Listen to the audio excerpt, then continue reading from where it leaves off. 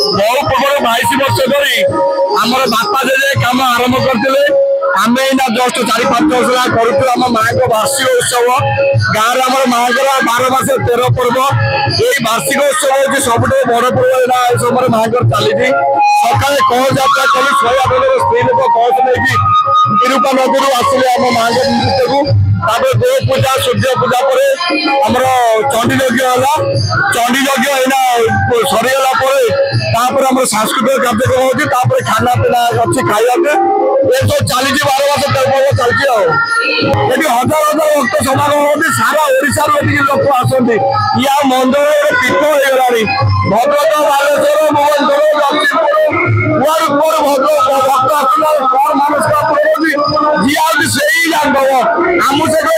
खाली कहती मो आशा पूर्ण होगा मुझे पूजा करने जाऊँ। मोबाइल फोन और सांगसाथी आपण पिलाटीर पाठपढ़ा और कैरियर को प्रभावित करुच्ची कि आपण से विवृत कि तेबे आज ही आसतु आपण चाहूबा मन लगी संपूर्ण आवासिक स्कूल